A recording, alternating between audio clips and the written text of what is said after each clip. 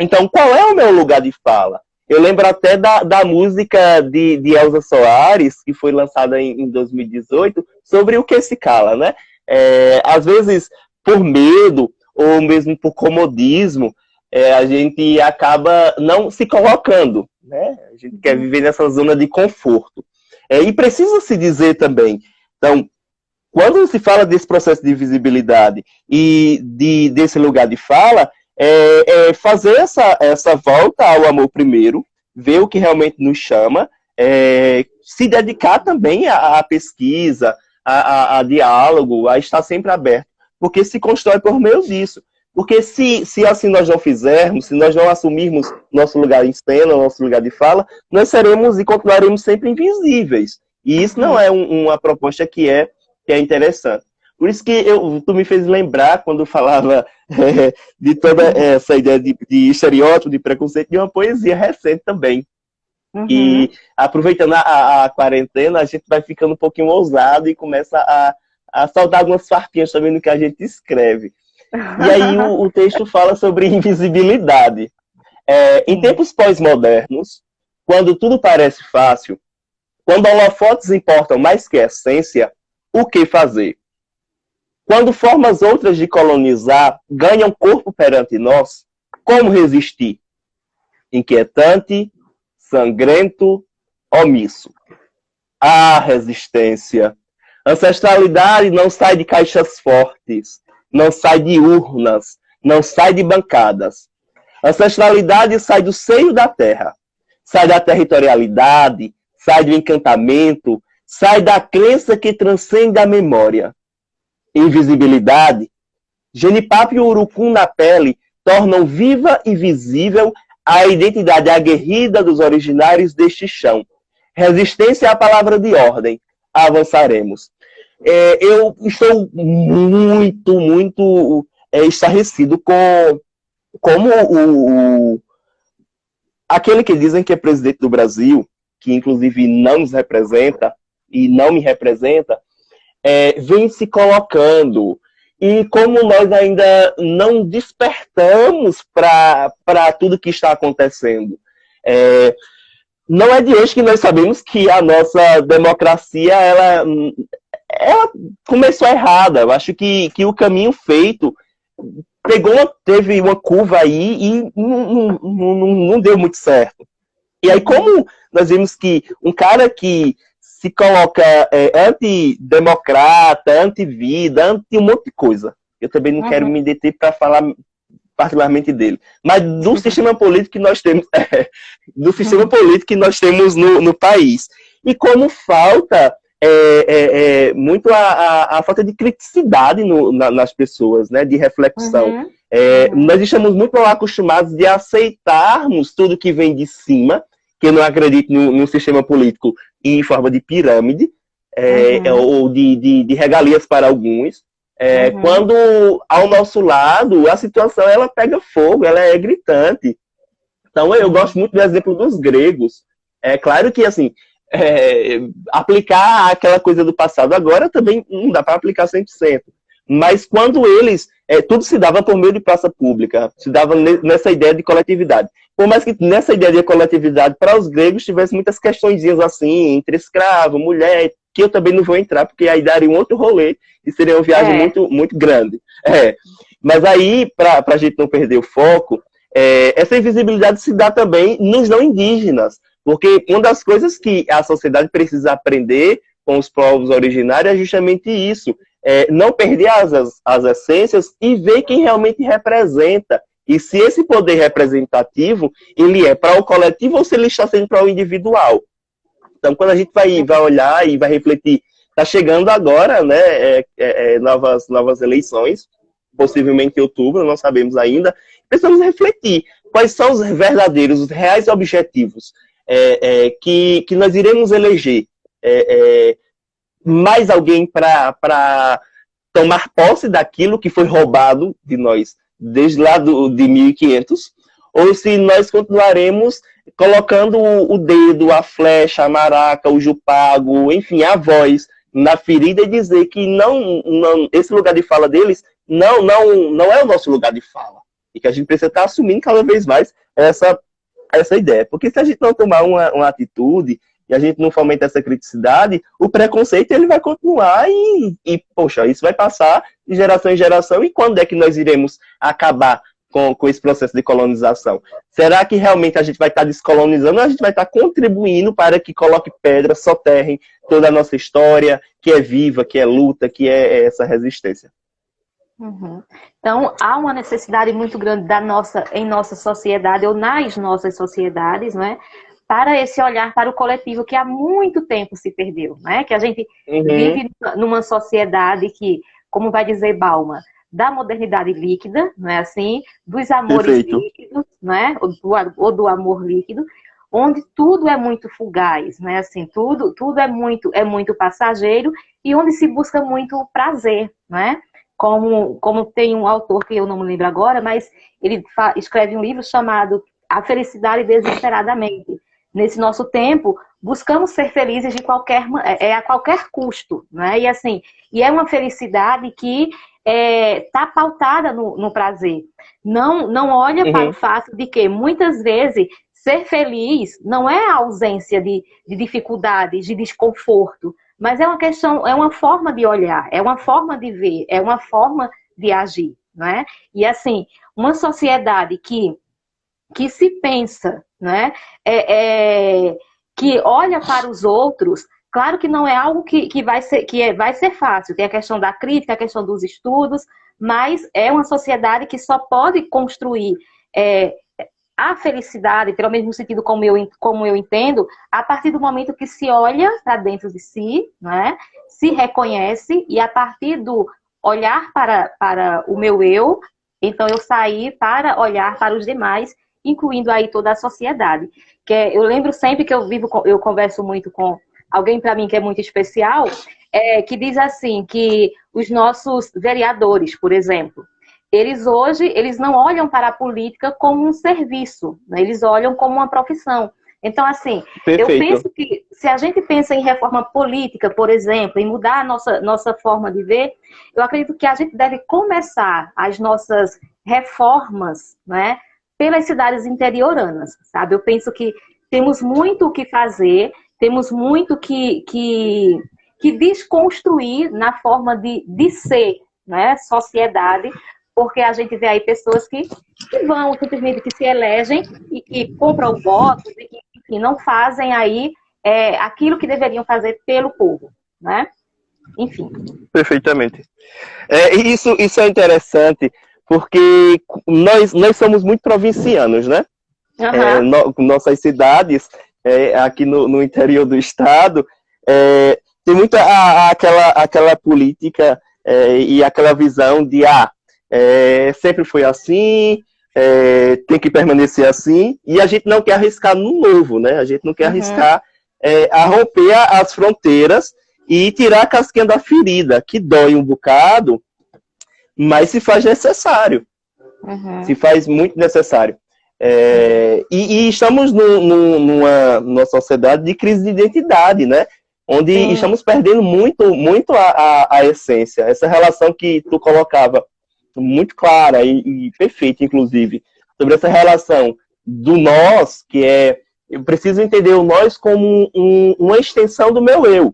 Né? Então é uma relação entre eu e tu, em que se eu começo por mim e pretendo levar essa discussão, levar esse bem-estar, essa essência para o outro, eu preciso reverberar isso, porque assim nós conseguimos vencer essa fugacidade, essa ideia cada vez mais individualista, e trazer, chamar as pessoas a essa reflexão de que a crise de identidade ela só tende a crescer e que precisamos fazer o caminho de volta. Acho que é uma volta ao amor primeiro, àquilo que realmente importa mais para a gente. E essa pandemia ela vem nos ensinar bastante sobre isso.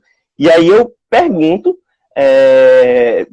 também a quem nos escuta, o que nós iremos fazer, ou quem nós seremos depois que tudo isso passar? Será que o consumismo, será que o capital vai estar à frente de tudo? Será que nossas relações serão as mesmas? Será que nossos comportamentos serão os mesmos? Nossos julgamentos serão os mesmos? Ou isso vai estar nos ensinando? Eu acredito que já está ensinando de agora. Eu só vou acompanhar um pouquinho aqui esses comentários, senão depois eu me perco um bocado. Tá? Eu acredito que está nos ajudando, né? Que pode ajudar ainda mais nessa questão.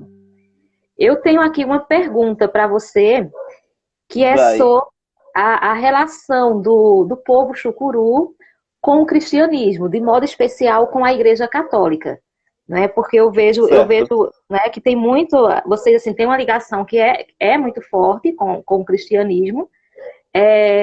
Inclusive tem danças, né, de toré na frente da igreja em um dado momento, acredito que é no São João que ocorre, não é isso? E aí eu queria saber como se dá essa relação de vocês com o cristianismo, de modo especial a Igreja Católica. Só antes de entrar nisso, Marici coloca aqui, como diz Mujica, transformamos pobres em consumidores, não em cidadãos. Sociedade que estimula a competição. Precisamos rever nosso modo de ver e viver. É bem isso mesmo. E a gente sabe que transformar pessoas, né, em cidadãos parte da educação, né? Não é verdade? Entre outras coisas, não só a educação familiar, mas de modo especial a educação escolar, né? Porque é ela que nos ensina pela filosofia, pela história, pela geografia, a sermos críticos, né? Justamente. Esse convite a sair das caixinhas, né? Sair muito que é uma das coisas que mais me incomoda. Acho que falta muito o diálogo entre os próprios saberes, né? Entre as ciências, nessa ideia mesmo de forma interdisciplinar. Porque quando nós não fomentamos a criticidade, nós estaremos preparando, nós estaremos formando, porque a escola hoje assumiu o papel praticamente da família, né? Eu espero que depois da pandemia isso também os pais possam se alertar e ver que, faltava muita coisa. E eu acho que nossos estudantes aprenderam um bocado convivendo com os pais, porque nós fomos obrigados a parar, né? Então, acho que muita coisa se consertou também da família, e a escola vai poder realmente fazer o seu papel de uma forma que tenha mais foco, né? Não precise ensinar bons modos aos meninos, por exemplo. Não no sentido de... Ai, pera ainda. O fone estava alto aqui. Não no sentido de colonizar ou catequizá-los, já dizer o que pode e o que não pode. Mas que os pais também assumem esse papel de dizer não, né? Que às vezes é a escola que precisa dizer. E despertar essa criticidade. Mas aí, voltando ao que você colocou, eu gosto muito de conversar sobre essa relação. E aí eu vou me deter enquanto chucuru, né? Eu também não estou no lugar de fala de outros povos, até porque cada um tem sua cosmovisão, tem sua historicidade. Então, eu vou falar do que eu vivo, né? Então, eu acredito que desde o século XVI houve um hibridismo. Como o catolicismo passou a ser nossa religião oficial, e fomos obrigados a isso, e eu vejo no discurso de muitos, inclusive de alguns parentes, que colocam, por exemplo, a Igreja Católica como o maior e único vilão de toda essa história, que na verdade também não é por aí. E inclusive já aproveito para agradecer muito ao CIMI, né, que tem feito um trabalho muito importante e que esteve conosco desde o processo de retomada do território. E que é uma instituição da igreja. Eu sou cristão católico, embora também tenha minhas críticas, né, e tem muita coisa que eu não concordo, mas isso cabe à minha individualidade. Mas aí, voltando para essa ideia de identidade coletiva,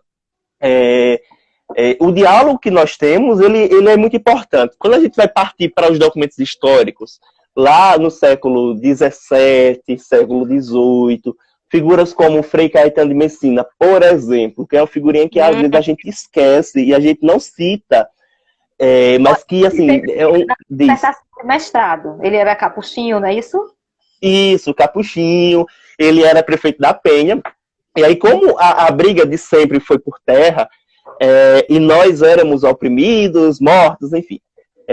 Simples, só para contextualizar e a gente entender um pouco, porque hoje o catolicismo é tão presente na realidade de Chucuru. Simples, ela teve uma importância política extraordinária e que, inclusive, nós não colocamos isso em sala de aula, né? A gente esquece, a gente deixa um pouco de lado. A gente fala tanto de descolonizar, inclusive os livros didáticos, mas minha gente, eu escrevi um texto recentemente que fala sobre os eixos da educação chucuru. E eu colocava que a maior e melhor academia, o maior e melhor livro didático é a própria natureza. Nós temos um território de 27.555 hectares de terra, em que, se nós formos olhar a diversidade cultural, histórica, científica, astronômica, tudo isso, ela é fascinante. E que está debaixo de nossas barbas, debaixo dos nossos olhos, e às vezes a gente não enxerga ou não quer enxergar. Então, Simples teve uma importância sociopolítica importantíssima para a província de Pernambuco. O Frei Caetano Messina, na época, em 1752, ou é 53, acho que é 52, ele veio em missão de paz aqui no território e passou 45 dias para apaziguar uma briga entre o senhor João Leite, que era um dos poderosos da época, e os indígenas. E ficando aqui, ele casou, batizou, crismou muita gente, né? Uhum. E ele fez uma reforma na matriz, que, inclusive, quando a gente vai olhar o termo de elevação à vila, depois daquele processo do Marquês de Pombal, o próprio termo de elevação diz que, quanto à dita matriz, quanto à igreja, já é uma dita matriz para este lugar. E aí, por um certo tempo, a igreja estava em desmoronamento e Frei Caetano, ele fez uma reforma. Por que eu cito a matriz de Simples, que é a mais antiga do interior de Pernambuco e a primaz da Diocese de Pesqueira? Porque Nossa Senhora das Montanhas, Mãe Tamaim, ela faz parte da mitologia chucuru. E aqui, quando a gente estuda um pouquinho mitologia na filosofia, né, eu falo isso para quem cursou faculdade ou para quem esteve no médio, que também é pincelado, mas a mitologia chucuru ela é fascinante. E Tamaim está dentro desse processo. Então, é um patrimônio nosso. Hoje, a nossa espiritualidade também tem Tamaim como uma estrutura basilar, né, para a nossa religiosidade, para a nossa espiritualidade. E aí, quando a gente vê o diálogo que se alcançou a época, porque eu lembro que no dia 26 de dezembro desse ano de 1753, Frei Caetano Messina, ele entronizou Nossa Senhora das Montanhas, Mãe Tamaim, no altar-mor, e a própria carta que ele escreveu a punho dizia que tinha mais de 5.000 enérgicos vivas, na verdade, ele coloca, aplaudindo quando a gente vai descer para a Pesqueira, e aí fazer também essa relação, ele traz um outro fator importantíssimo para a história de Pesqueira, que é também na nossa história, que foi no dia 27 de dezembro, ter colocado a pedra fundamental da que hoje é a Catedral de Santa Águeda, ter trago para Pesqueira a devoção a Santa Águeda, que era lá de Catânia, na Itália, e criou a feira pública. Então, poxa, velho, de 1753 até hoje, a feira pública acontece na quarta-feira. E a gente não cita isso, né? A importância que algumas figuras da Igreja Católica também contribuíram para o nosso processo. E quando ele saiu, deixou Simples, depois desses 45 dias, isso ficou apaziguado. Depois, tantas outras figuras que vieram a fortalecer. Eu lembro muito tivemos algumas questões políticas, que também não vou adentrar aqui, mas uma das figuras importantes para esse diálogo também que nós temos hoje com o catolicismo foi Dom Dino, né? Dom Bernardino Marquió, que é bispo emérito de Caruaru. Que Dom do Bernardino, não, Dom Francisco Biazin. Dom Francisco Biazin, que veio ser bispo em Pesqueira e reabriu a paróquia, né? E deu esse olhar específico e diferenciado ao nosso território. Então, a igreja deixou de assumir aquele papel de catequizar, para aprender conosco. Por isso que eu falo de hibridização. Hoje, não se, a identidade, a espiritualidade chucuru, ela não resiste sem alguns princípios, né, algumas figuras do catolicismo. Tampouco o catolicismo também não consegue se sustentar sem a própria cultura chucuru, sem a própria espiritualidade chucuru. Então, houve aí essa associação direta, que é uma associação mesmo transcendente. Então, tem muita gente que ainda se depara, se detém ao passado e fica ainda se colonizando, né? Porque, claro que a igreja teve muito erro, né? A gente também não pode esquecer isso, e são inúmeros relatos, né? Mas a gente precisa também olhar o lado bom das coisas, porque se a gente ficar só nessa de, não, porque aconteceu isso, aconteceu aquilo, fez isso, fez aquilo, pelo amor de Deus, a gente nunca vai superar isso, a gente nunca vai avançar. Então a gente precisa também tirar as coisas boas mesmo das coisas ruins. Eu acho que é por aí, entendesse? Mas é uma das coisas que a gente precisa se deter mais. Então que, por exemplo, de uma forma bem prática, se a gente pega o calendário da espiritualidade chucuru, nosso ano começa em 6 de janeiro, que é Dia de Reis. Então a gente vai lá à Pedra do Reino, e eu sempre me perguntava qual era a relação. Depois eu escrevi sobre isso e eu consegui entender um pouco por que essa relação. O que é que o nosso ritual 6 de janeiro tem a ver com a ideia dos reis magos, né, que levaram ouro, incenso e mirra para Jesus. E é o momento também de nos agradecermos à Força Encantada, a Deus, pelo ano que findara, e que nós tenhamos um bom ano, né? Agradecermos mesmo pelas dádivas que a própria vida nos dá.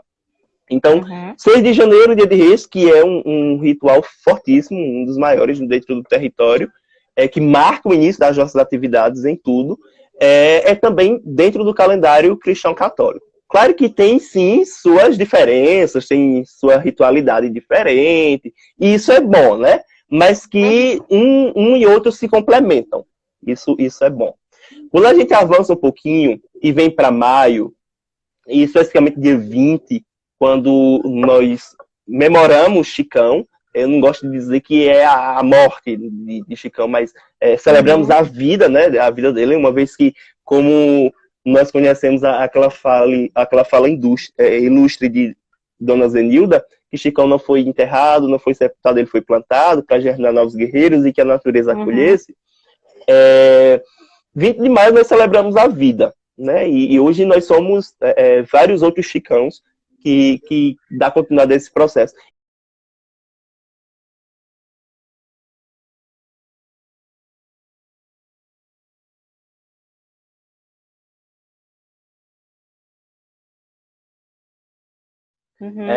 Eu passei a morar em Pesqueira, na época de seminário, e eu estava muito estressado, muito, enfim, estava para baixo, disse, quero bater perna, eu quero ver natureza, eu quero... E comecei a fazer um caminho no território, não pela TE 19, né, que estamos acostumados a transitar, mas pelo caminho das águas, porque o nome Pesqueira vem justamente do Poço Pesqueiro, que foi o primeiro nome de Pesqueira, onde a história diz que existia um poço natural ao sopé da Serra do Ororubá, que na verdade não tinha assim, esse nome, a princípio era Araribá, Arara Papagaio, Obá Serra, Serra dos Papagaios, que eu gosto inclusive desse nome, também não sei quando houve essa transição de nomes, eu não tenho nenhum registro histórico ainda, e tento procurar, quem achar também pode nos enviar. E aí, os nossos parentes desciam para o poço para pescar. E os que já moravam na futura pesqueira começaram a dizer que era o Poço Pesqueiro, e aí depois foi passado para Pesqueira. E aí eu fiz esse caminho, onde desce as águas, principalmente do açude de Santana, e que forma, inclusive, esse riacho, forma o rio Ipanema, que é as principais nascentes. A principal nascente do rio Ipanema, que corta Pernambuco e depois vai até Alagoas e desagua no São Francisco, é aqui no território. Então, a principal nascente é aqui. Que também não é conhecido, não é explorado pela geografia.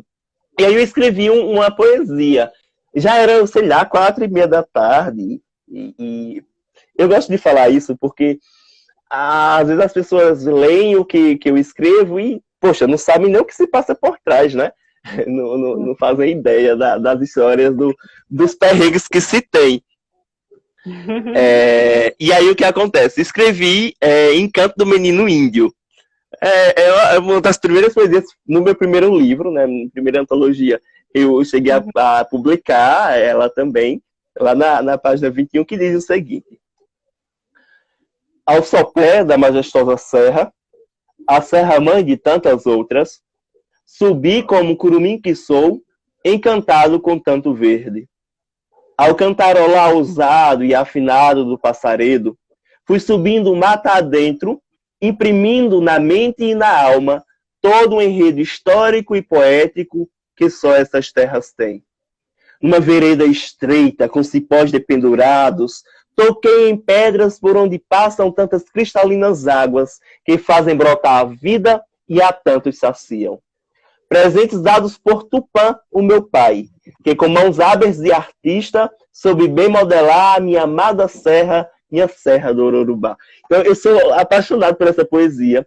Eu não tenho minhas poesias decoradas, minha gente. Então, se você pedir para eu declamar em qualquer outro lugar, é perdido. Eu prefiro não decorá-las, pelo fato de eu gostar desse corpo a corpo, com papel. Então, com a tela do meu celular, às vezes eu pego lá a notinha de rodapé ou de bloco de notas e começo a escrever, para não perder mesmo essa essência da coisa.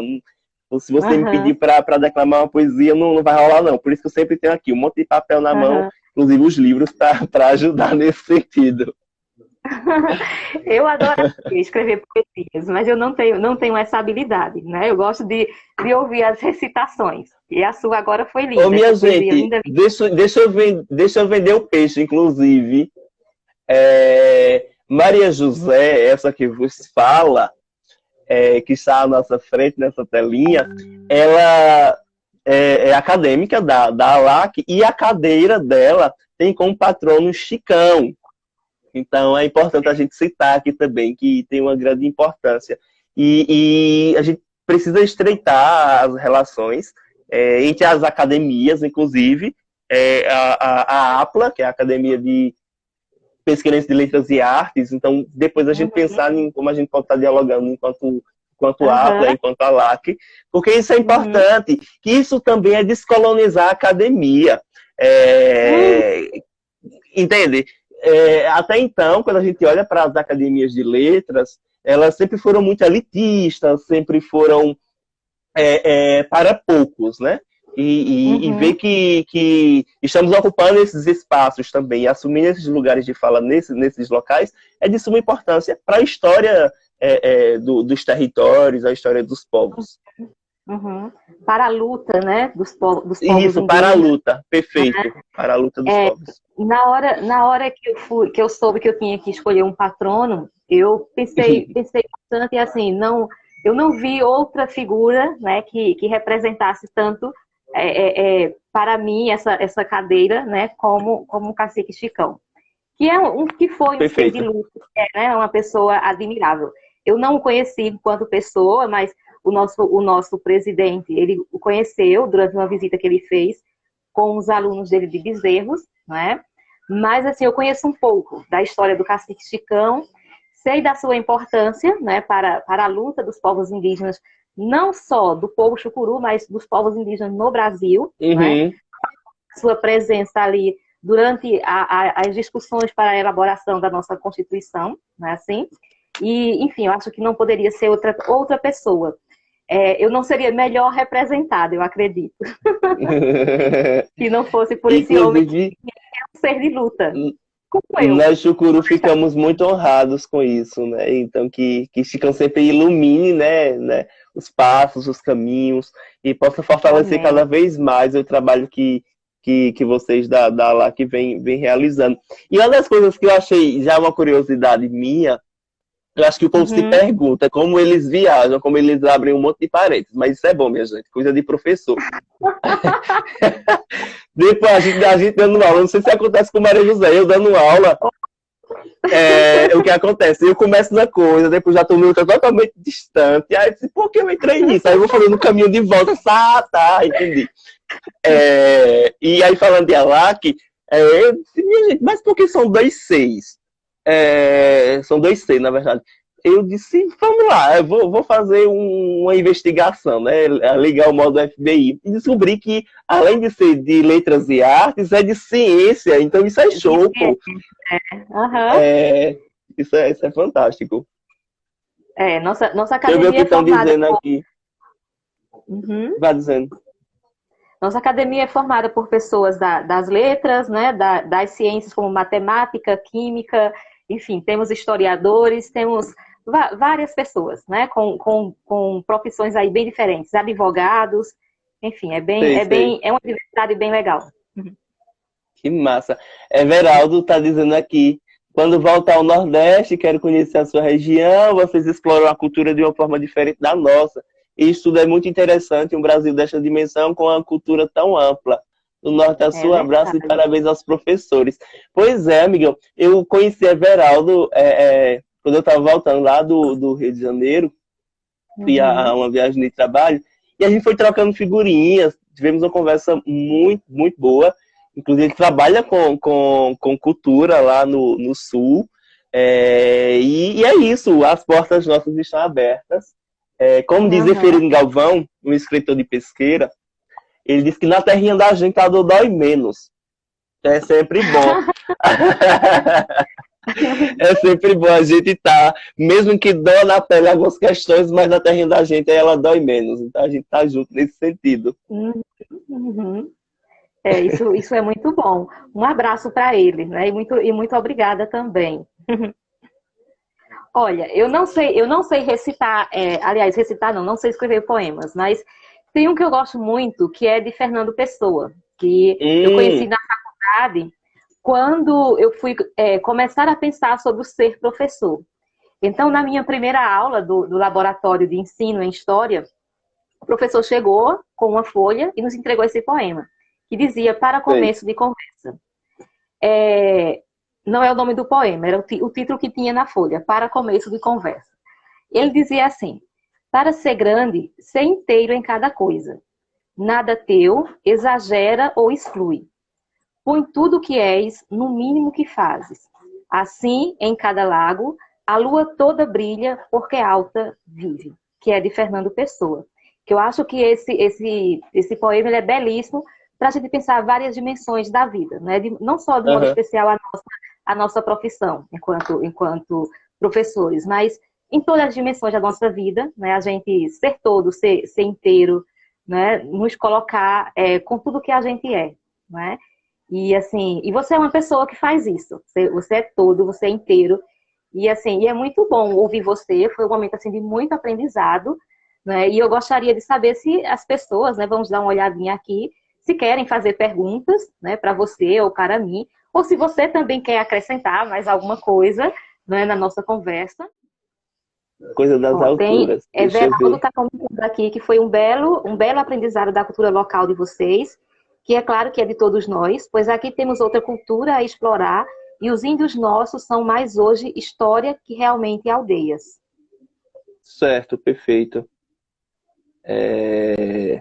Isso é bom, porque essa história ela precisa ser perpetuada, né? Você precisa estar, inclusive, incentivando os parentes a se colocarem mais, a escreverem, a assumir esses espaços. O PT Camusim colocou César Lucena, na verdade.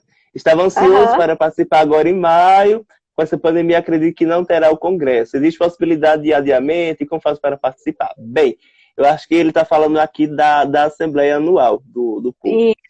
Isso. Eu vou dar spoiler, meu pai.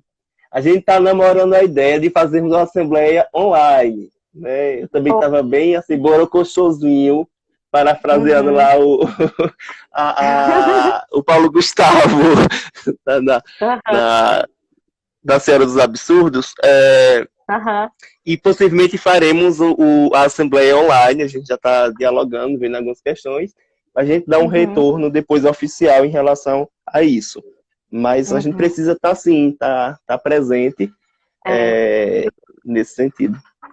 Eu estava comentando com o Edson Silva, né? Assim, poxa, é uma pena, né? A gente estar vivendo esse momento e não termos a Assembleia, porque há 2 anos que eu quero ir novamente na Assembleia e eu não pude ir, por questões de saúde, né?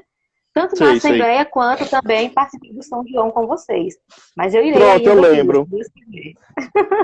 Mas vamos seguindo, né? É importante, eu estava vendo que a procura das instituições de estar dialogando conosco nesse sentido, nesse período, tá muito massa, porque a gente deu outro significado à rede, né? Antes nós usávamos, né, as mídias sociais de uma forma tão doida e não descobríamos, né? Ou melhor, nós não queríamos ver as aplicabilidades que elas têm para a nossa vida. E como a gente pode estar transformando essa telinha tão fria, tão gélida, em aconchego, né? Isso é massa. Sim. E estamos fazendo história, na verdade, né? A gente vai ter, principalmente os professores de história vão ter muito trabalho para explicar tudo isso. Muito. Tem até um tema já, é o ano 2020, o ano que o mundo parou. Massa, perfeito. Já tem um tema. Aqui tem uma pessoa que está show e a professora também. Obrigada, Maria. Obrigadão. E o que é que mais? Vocês estão muito caladinhos aí. Vamos ver o que é que vocês têm a dizer, não é? Eu não gosto de falar.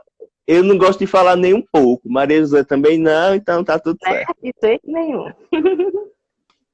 Inclusive, aproveitando, estamos com o OrorubaCast, um podcast pensado por meio da nós, enquanto juventude, que é outro também, um outro lugar que nós estamos ocupando, né? De luta pela democratização da mídia. E acompanhem lá, tá massa a discussão. A gente já está conversando sobre o novo, mais um episódio, mais um programa. Que vai ser massa também. Esse eu não vou dar spoiler, não. Há a possibilidade de marcar mais uma live, depois ficarei com saudade dessa. Sim.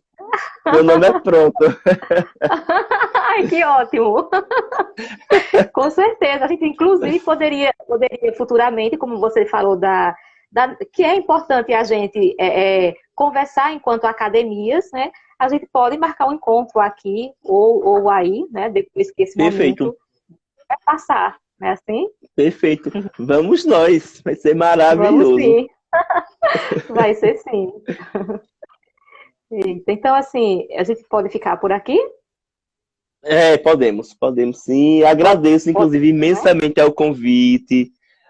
Estamos por aqui o que precisar. Né? Já viu que nós não temos formalidade, eu só tenho cara de chato, mas não sou. A gente vai seguindo junto. Agradeço. Diga. Sou eu que agradeço pela beleza de pessoa que você é, viu? E como diz o João Paulo, né, você é uma pessoa ótima e, assim, gratidão por você ser como é. E, assim, é muito bom a gente ter no mundo pessoas como você. Faz o nosso mundo mais bonito, enfim, mais alegre, tá bom? Você é muito especial. E é honroso, diz, vai. E eu lembro de você um dia, quando eu fui para a Assembleia, a primeira vez que eu fui, né? De você dizendo que eu era muito romântica e que você... você ia acabar o meu romantismo no que se referia à questão indígena, porque eu olhava ainda com um olhar muito romântico, você mostrou outras realidades, assim. E aí eu disse, minha gente, Átila, o que tu estás fazendo, pelo amor de Deus? Mas é isso, justamente esse processo de desconstruir para construir, e construir desconstruindo. Isso é fantástico. E é muito, muito honroso ver também que uma mulher tão aguerrida, tão iluminada, está cada vez mais junto, se estreitando. Xucuru é isso, ser indígena é isso, é abraçar a causa, fazer valer esse sangue que corre na nossa veia, que nós somos resistência. Então, levar tudo que nós somos, né, essa musicalidade que está dentro do nosso ser, essa poeticidade, para tantas outras pessoas. Então, e ficamos abertos, né? Estamos aqui para essa construção. Muito obrigada por essa sua participação, por todas as suas falas, todo o aprendizado que você nos proporcionou na noite de hoje, tá bem? Em nome de toda a Lápida, eu te agradeço. Se inscrevam no canal, é importante. Mandem para os amigos se inscreverem também, é bem rápido, para fazer valer aí o canal da LAC e que eles possam levar também o conhecimento para outras pessoas. Um cheiro para todo mundo. Um cheiro, Átila. Outro, até mais. Até mais. E a todos que estiveram conosco, muito obrigada pela presença. Espero que a gente tenha contribuído aí para a construção de conhecimento e de construção também de conhecimentos, né? Assim?